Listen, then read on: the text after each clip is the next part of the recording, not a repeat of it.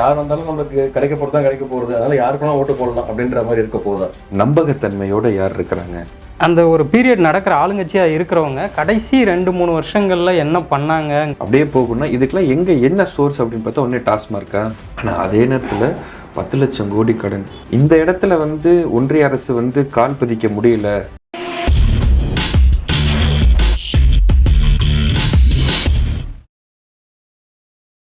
வணக்கம், chatter with சாப்லர். இன்னைக்கு நம்ம டிஸ்கஸ் பண்ண போற விஷயம் என்னன்னு பாத்தீங்க அப்படின்னா, தமிழக சட்டப்பேரவை தேர்தல் 2026 இந்த எலெக்ஷன் எப்படி இருக்க போகுது அப்படின்றத ஒரு டிஸ்கஷன் பண்ண போறோம். அதுக்கு நம்ம கூட இன்னைக்கு இணைஞ்சிருக்கிறது யாருன்னு பாத்தீங்க அப்படின்னா, நண்பர் நிஜாமுதீன், அப்புறம் நண்பர் விஜய நாகேஷ். ஸோ நம்ம இன்னைக்கு நிகழ்ச்சியோட போகலாம். ஸோ இந்த 2026 தமிழக தேர்தலில் பார்த்தீங்க அப்படின்னா பல முனை போட்டிகள் நிலவுது. திரையுலகில் விஜய் வந்திருக்காரு. கூட்டணி கட்சிகள்லேயும் பார்த்தீங்கன்னா டிஃப்ரெண்ட் கூட்டணி கட்சிகள் இந்த மாதிரி நிறைய விஷயங்கள் நடந்திருக்கிறதால மக்கள் வாக்கு செலுத்தும் போது எதை மனசில் வச்சு வாக்கு செலுத்துவாங்க, மக்களோட மைண்ட் செட் என்னவா இருக்கும், என்னவா இருக்கணும் அப்படின்றது தான். அதாவது கொள்கை சார்ந்து இருக்குமா, இல்லை கட்சி சார்ந்து இருக்குமா, இல்லை திரையுலக சார்ந்து இருக்குமா, இல்லை அவங்களுக்கு மனசு பிடிச்சவங்களும் இருக்குமா, யார் வந்தாலும் நம்மளுக்கு கிடைக்க போகிறது தான் கிடைக்க போகிறது, அதனால யாருக்குனா ஓட்டு போடலாம் அப்படின்ற மாதிரி இருக்க போதா? இப்போ நம்ம மக்கள் முன்ன விட இப்போ கொஞ்சம் கவனமாக தான் இருக்காங்க. இப்போ முதல்ல எப்படி பார்ப்பாங்கன்னு நினைக்கிறேன்னா, நம்பகத்தன்மையோட யார் இருக்கிறாங்க. இன்னொன்று, இந்த தொகுதி சார்ந்து மட்டும் இல்லாமல் இவங்க நம்மளுடைய உரிமை சார்ந்து இருப்பாங்களா. நம்ம ₹1 கொடுக்குறோம் அப்படின்னா நமக்கு மிச்சம் ஏதோ 25 பைசா தான் கொடுக்குறாங்க. மிச்சம் 75 பைசா நம்ம அங்கே கொடுக்குறோம். மிச்ச ஊரில் 20 பைசா கொடுக்குறாங்க, ₹2000 கொடுக்குறாங்க அவங்களுக்கு. அப்போ நம்ம கான்ட்ரிபியூட்டராக இருக்கும் இந்தியாக்கே. அப்போ நமக்கு தேவையான சில விஷயங்கள் நம்ம கேட்கும் போது நமக்கு சரியான முறையில் வழங்குறது தான் ஒரு முறையாக இருக்கணும். இந்த இடத்துல ஒன்றிய அரசு கால் பதிக்க முடியல, நாடாளுமன்ற உறுப்பினர் ஒருத்தர் கூட இங்கே இல்லை அப்படிங்கிறதுனால சில நேரங்களில் ஒரு வஞ்ச பார்வை இருக்க மாதிரியான ஒரு சூழ்நிலைகள் இங்கே தெரியுது.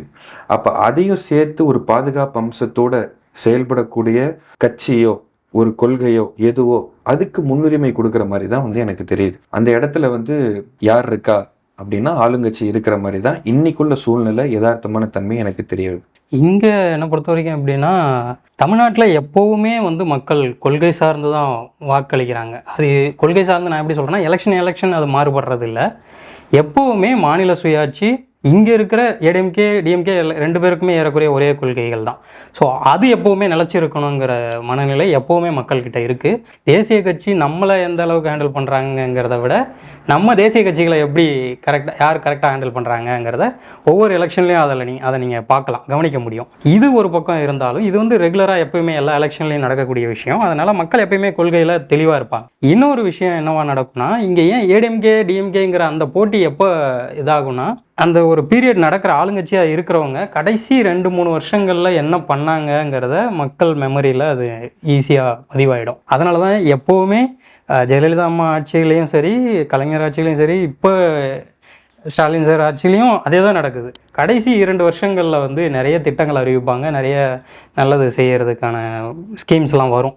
ஸோ அப்படி எல்லா எலெக்ஷன்லையும் அது மக்கள் மைண்டில் போய் சேர்ந்துடும். என்ன செஞ்சாங்க அது மிகப்பெரிய தாக்கத்தை ஏற்படுத்தும். இன்னொன்று, மேனிஃபெஸ்டோ தேர்தல் அறிக்கைங்கிறது எப்போவுமே நமக்கு ஒரு பெரிய திருப்பு முனையான ஒரு விஷயந்தான்.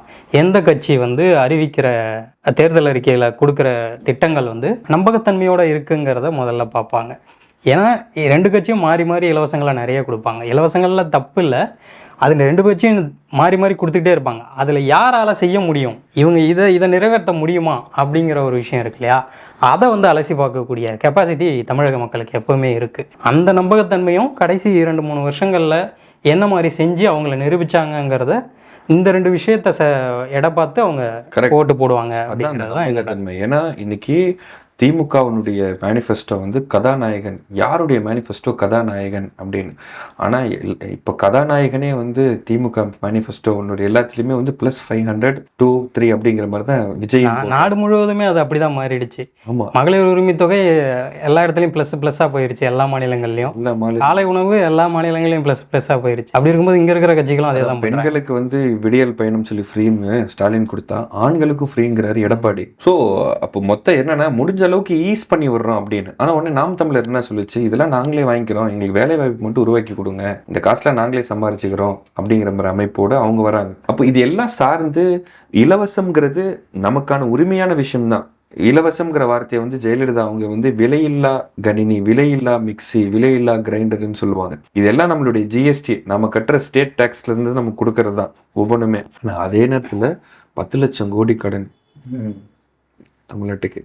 அதே மாதிரி இப்போ இந்த 2500 ரூபா சொல்லியிருக்காருல்ல, 60 வயது பெண்களுக்கு மாத உரிமை தொகை 2500, ஒரு வருஷத்துக்கு மட்டும் ரிலீஸ் பண்ணணும்னு வைங்க. விஜயினுடைய மேனிஃபெஸ்டோ படி 52,000 கோடிங்க ஒரு வருஷத்துக்கு மட்டும் ஆகும். அப்படியே போகணும்னா இதுக்கெல்லாம் என்ன சோர்ஸ் அப்படின்னு பார்த்தா ஒன்னே டாஸ்மார்க்கா? இல்லை, இப்போ ஏடிஎம்கே தலைவர் எடப்பாடியாருக்கே அதுக்கான தெளிவான இது இல்லை. அவர் என்ன சொல்கிறாருன்னா, நாங்கள் நிபுணர்கள் கூட ஆலோசித்து வரியை ஏற்றி கொடுப்போம், ஏற்றி அது மூலமாக செய்வோம் அப்படின்னு சொல்கிறாரு.